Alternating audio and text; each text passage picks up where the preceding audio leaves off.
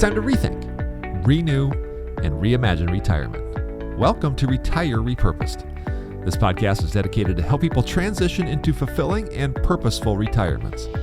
Retirement is a big life change. In fact, the two most dangerous years of a person's life are the year they were born and the year they retire. We believe that retirement is not the end, rather the beginning of what could be the most impactful season of a person's life. So don't retire, become repurposed. Well, on this episode, we continue our series on retirement happiness. Today, we talk about the rhythms of your life. Society will tell you the more of whatever you want to do with little to no boundaries on your time equals the more you are winning in retirement. We don't believe this. In this podcast, Ben will describe how the repeating rhythms of your time in retirement should actually mimic that of when you were working. He will also explain how to methodically and intentionally recreate these rhythms. Enjoy this podcast. All right, folks, welcome back to the show. I'm Jared Sebesta. Thank you so much for joining us today. We got a fabulous show on tap here today. We're going to talk more about this aspect and element of your time in retirement. And we have titled today's show, Recreating Repeating Rhythms. There's a rhythm to your life while you are working, and that rhythm can get all out of whack in retirement if you're not careful. So we're going to talk about that in depth here today. Before we get started, just a reminder, we've got a Facebook group called Becoming Repurposed in Retirement. Join a growing community of people that refuse to accept the typical American dream retirement. You're going to find the latest and greatest content coming out of these podcasts, all of our platforms, all of the latest stuff. We may mention things on our show, and we have links or one-pagers or things that you can look at. Those will always be posted on the Facebook page. So if you want the direct access to everything we talk about here on the radio and on the show, join our Facebook group. Go to facebook.com, search Becoming Repurposed in Retirement to join a growing community of people that refuse to accept the typical American dream retirement. Ben Tejas joins me on the show now. And Ben, really, I think we just need to take a moment, just kind of step back, maybe a couple of layers, because again, we kicked off this last week's show talking more about our time, but really the framework that we've been talking about over the last several months has been this element of time, talent, and treasure. This is just one piece of one piece. Yeah, it is, Jared. I think what I'm excited about talking about is today, especially there's rhythms in all of our lives. When I look at the rhythm of work and the positives of work, I think we just need to rethink that. Mm-hmm. So many times we meet with retirees and they're like, "I'd get out of work. I want to, that's what you're doing, right? I'm escaping the boundaries on my life." And that's what many of them feel. Mm-hmm. That's because you're in the middle of it, right?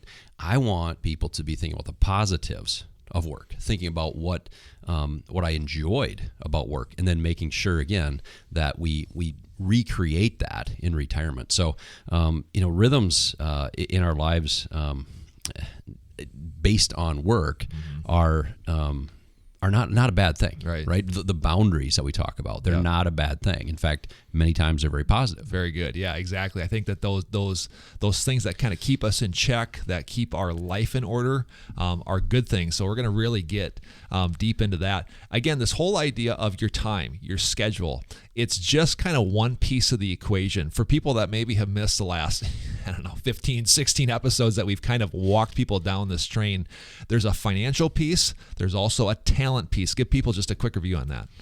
Well, I think the financial one, we start there, right? We always start there because number one, I've met with retirees from a financial standpoint for 20 years now. And we used to look at them maybe a little more so through the lens of that's the most important piece. And in our industry, in the retirement planning world, that has become, you deal with, retirement planning and bank accounts, that type of thing. We're missing it, right? Because I think there's so much more to come than just the financial side of a person. Mm-hmm. Every single major life event, retirement being one of them, has some financial ramifications to it. The difference in how I look at the people I work with now is that I'm coming alongside them in the needed time when they are, in the middle of retirement, when they're in the middle of a major life change, and I'm able to, tie their life to their money.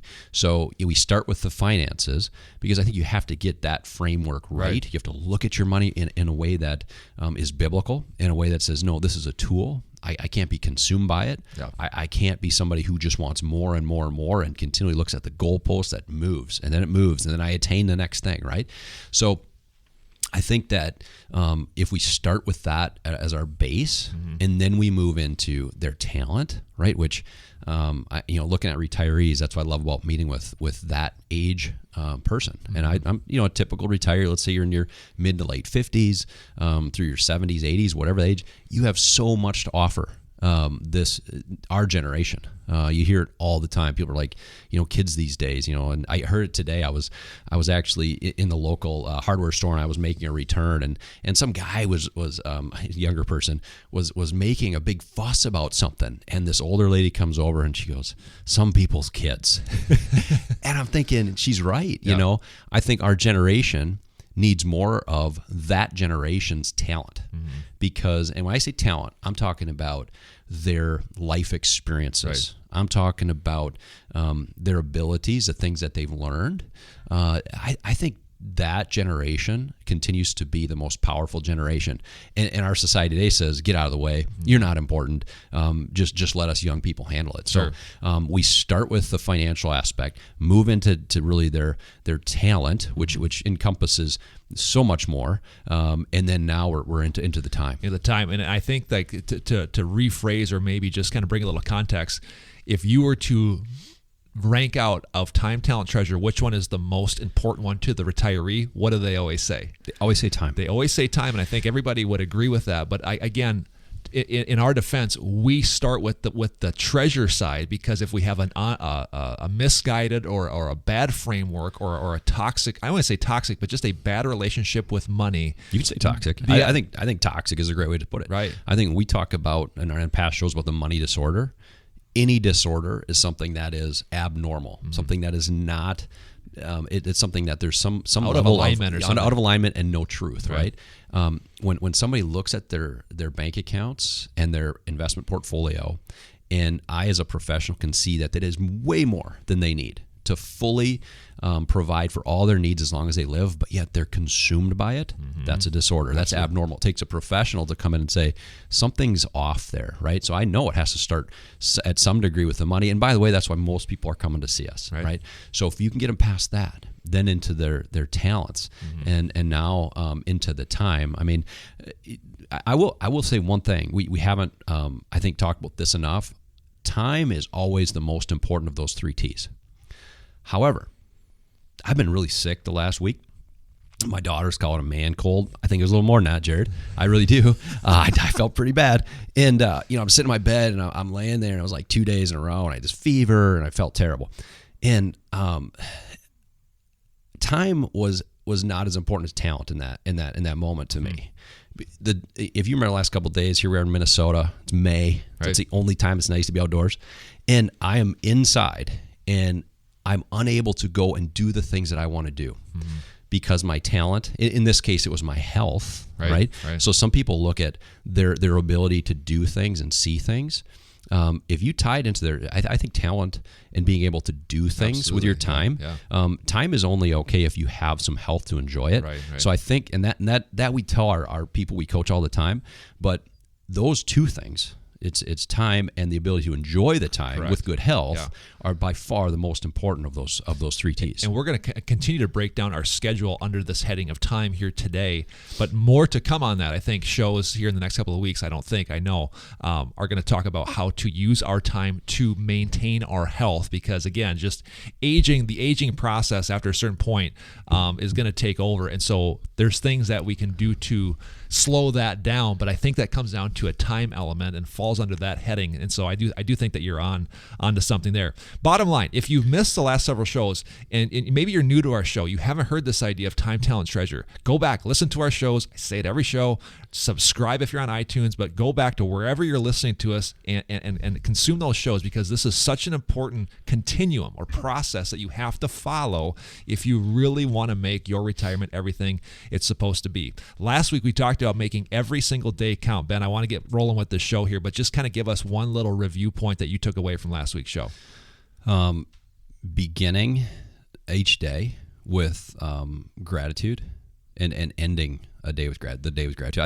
I think you begin and end with it, because you can, and there's so many books, and I could list authors, and there's so many, but I don't need a book to tell me that when I get up in the morning and I have some optimism about what I'm going to get accomplished that day, somebody that I'm going to serve, somebody that I'm going to see and make a difference in their life, and then when I end the day saying, thank you, God, for what this day was, even the bad stuff, the stuff that I didn't necessarily enjoy, if I can come at life looking at it beginning and ending with some gratitude, I think that's the takeaway from last week. We also talked about 5 things every single day should include for retirees. So again, tons of gold last week's show. If you missed it, make sure you go back and listen to that. All right, today's show, again, we're calling it Recreating Repeating Rhythms. We talked about this just a little bit right off the top of the show. You mentioned this, but the bottom line is that, retirement, again, phenomenal thing, but what it does is it really strips out some of these like real guiding principles to our life and our time. In your book Repurpose, you mentioned this idea of guardrails, and that might be a new thing, but really give people again a little context. What do those guardrails tell us to do each and every day?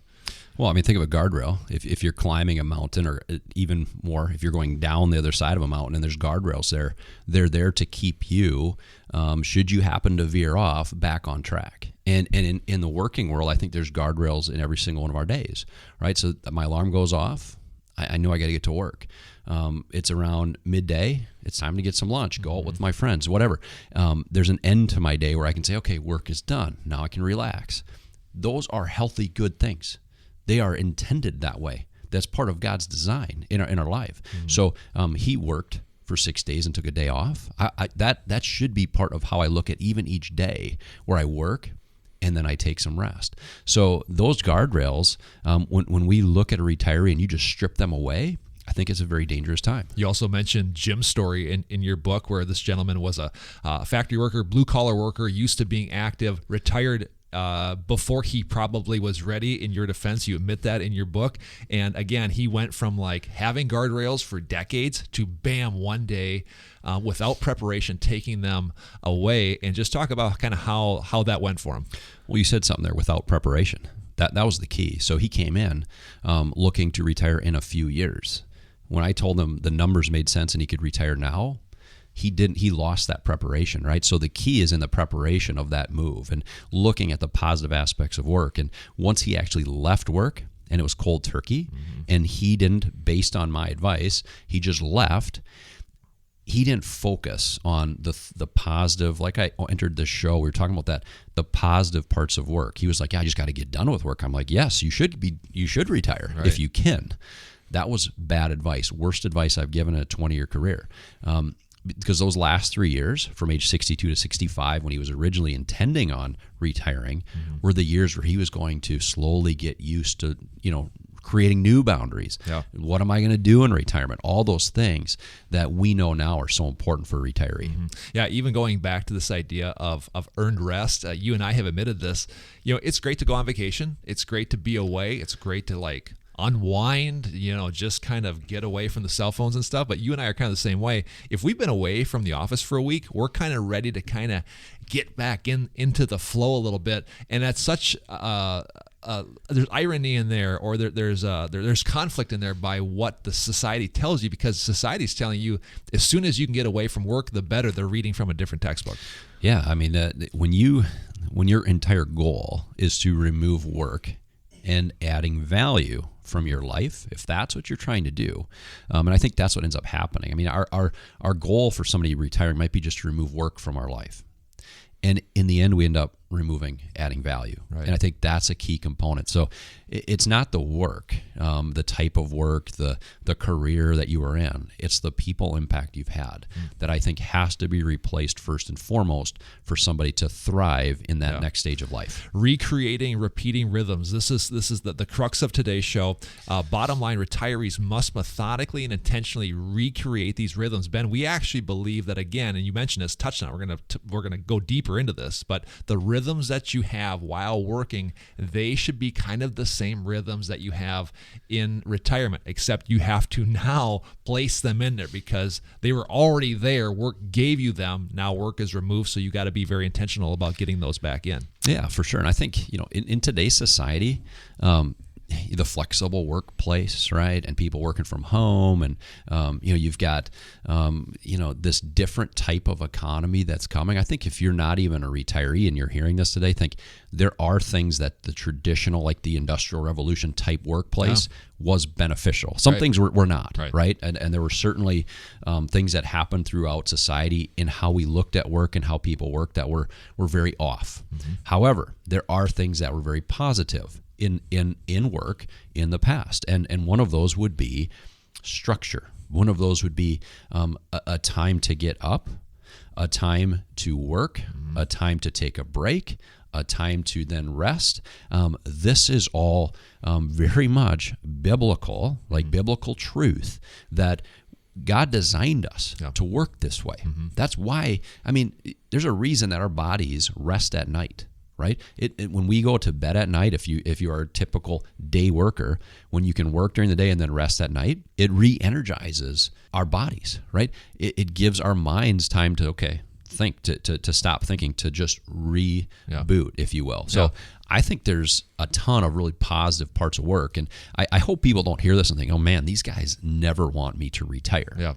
No, we want you to retire, but we want you to retire the right way. Mm-hmm. And by the way, society's not telling you that. No. They're saying retire, get away from work, and just focus on yourself. Mm-hmm. And that really is the difference. There's three major, time lengths that we want to focus on when recreating these repeating rhythms. We talked about, again, the daily schedule last week. Let's get into one of three here today. One of those is the weekly schedule. Again, you mentioned it, work and then rest for a day. It's right away in the Bible, right away in Genesis 1. It's really interesting how God's design is laid out right at the beginning. Yeah, it is. He created and made us. He made the earth. He made everything that we see. Everything is his for 6 days. But even God rested for a day. So I think we should model our lives much after that. And I think a lot of people, some people are not some people are anti-Christian right now, because Christians have made them that way. And people have looked at maybe the harshness that some Christians have taken. I'm like, regardless of you're a believer or not, you're thankful for that rhythm. By the way, that Saturday and Sunday, that break, that came from Genesis 1. Yeah, exactly. Yeah. That's where that came from. So I think our lives need to, even in retirement, somewhat mirror that time of working and resting, right? So when we get up in the morning, Jared, we should be aiming to add value as a retiree to somebody, regardless of if it's a day off or not, right? But what I'm looking for is true, earned rest, and that only comes from actual activity, work, that brings you the real rest. I follow a number of, what you call high achievers, successful businessmen and women online, and you get their little snippets of their, wisdom, through, Facebook reels and all that stuff. And what's interesting is a lot of these people, they're like, I work. If I'm up, I'm working, and I work until I can't work anymore. And there's one particular gentleman, and I won't name his name because I guarantee a lot of people listening know him. But he's like, I do a little unorthodox. I just work until I literally can't work anymore. And sometimes that's 2 or 3 weeks, and then I just crash for a day or two. And I will tell you, this is a gentleman, and I'm going to just be honest, he doesn't look very healthy. He looks ragged for his age. And I'm like, you're not following God's design for work. And it's celebrated. Right, exactly. I'm almost positive most of the people that look at that are like, oh, I wish I could do that. I wish I could be more like that guy, right? That's the type of individual that someday ends up with a ton of regret. Right. I can guarantee it. Because we tend to regret when we've put achievement and things that we're doing by what, I'll say I'm working because I have to. I've got to put in some more time. In reality, likely that individual has more than enough already. Right. Okay. Yeah. So we tend to replace like this achievement mentality and hold it up on a pedestal, right, in our society today, when really this guy is someday going to end up looking back and have the regret of missing out on people, missing out on the relationships, missing out on, there's so many things that he didn't do that he will wish he did. He will not wish he worked another day. He will not wish that he amassed another $1 million or whatever the target is, right? People always regret from a relational standpoint something that they didn't do. It seems like both ends of the pendulum are not correct. Working too much, never resting, incorrect. But the other way, what society will tell retirees, is that every day should be boundless, boundaryless, no structure, and every day should look like Saturday. That's not correct either. There still needs to be a design, whether you're retired or not. Yeah, you have to design each day to have an element of people impact. You've got to design each day for some earned rest, some fun things. And I always love making sure people know that it's not mutually exclusive. Right. In fact, I would say that your rest is heightened by adding value to other people. Sure. And people like that, right? There's people that you've come in contact with that you just know that they are living this way. They are looking for people to serve in their day. They are taking the time. And what better for a retiree to do, because you have more time now to actually start noticing people and making a difference in their lives. We covered the weekly part. The next part is the quarterly part. Ben, we've always said this. When you're working, there should be kind of something that you're kind of looking forward to every single quarter. Again, the same holds true to a retiree. Yeah, just this morning in our team meeting, the question of the day I brought up was, what are you looking forward to this summer? I think everybody needs that bigger item, that bigger thing. Maybe it's an accomplishment. Maybe it is a vacation, but something to look forward to. I think retirees can miss that. I think it's very healthy for a retiree to vacation. Sounds weird. Well, isn't retirement like a permanent vacation? It's not, and it shouldn't be. Right. So you should look forward to that trip. I'm going to say trip of a lifetime, but maybe it's a trip of a year or whatever it is. That is something that is just special. That is a created memory that will be far more valuable than any money that you could ever leave behind. One of the biggest cringe factors is if I get talking to a retiree, what do you got going on? What do you got going on today? And it's just nothing. And again, to your point, it's almost celebrated. I have nothing to do. There's nothing to look forward to. And it's just, I get the relaxation, the stress-free element of it, but there's a line there where we've crossed too many times. Well, it's an empty feeling. I think I've had days where I'm unproductive. I've had days where I just don't have something going for me. That is an empty feeling day. There's days where I sit with you, we create, I meet with some clients, I make a difference in somebody's life, and then I go home and I feel better. I know that I've achieved something. If I'm a retiree and I'm focused solely on just every day's kind of the same, and I know that I'm going to get up, I'm going to try to get 95 rounds of golf in this year. I'm going to have to go back out there and do that. I think they're missing something. In fact, I know that they're missing something there. And again, it comes down to the people impact. Now, can that 95 rounds of golf be turned to be still 95 rounds of golf, but very beneficial for that person? Yeah, 100%. Pretty simple. Here's how you do it. You take a different group with you. You take a different person. It's not the same 3 guys in your foursome. You take a different person. You start developing a new relationship. Maybe you take a young person who doesn't have the opportunity to golf at a nice club like you have. Bring them in. Show them what that's like. Start mentoring. Start teaching the game of golf to one of them. I learned that this year coaching golf. There's nothing more satisfying. You can play golf if you want. It's fun. Yeah. You can watch golf. That's okay. But when you can teach it, and you can see a kid that the light bulb goes off in their head. They're like, oh, that's. Then they watch you do it, and they're like, oh, I wish I could do that someday. And then they do it. Yeah, that's really where it's at. We've got about 30 seconds left. We've covered the weekly structure, the quarterly structure. The last one is the yearly structure. What's one thing that people need to think about when they kind of look out a year in advance? Again, something big to look forward to. We talked about that. I think we should be learning. I think every year there should be like maybe learn to do, maybe it's a new language, maybe it's a new instrument, maybe it's something like you go to a conference. I love that. Some people are like, oh yeah, my days of going to conferences are over. Because I had to do that for work. Right. There may be things that you could still learn and develop in retirement. I think there could be things that you don't even know that you have talents and God gifted abilities to really do in retirement. There's so much there. I think the key there is growth. Let's keep a growth mindset each year, something to become better. Well, thank you so much for listening to this conversation on recurring rhythms of life. If you'd like more information, just go to our website, retirerepurposed.com. Until next time, I'm Jared Sebesta. Remember, don't retire, become repurposed. We'll see you then. Securities offered through Avantax Investment Services. Member FINRA SIPC. Investment advisory services offered through Avantax Advisory Services. Insurance services offered through an Avantax affiliated insurance agency.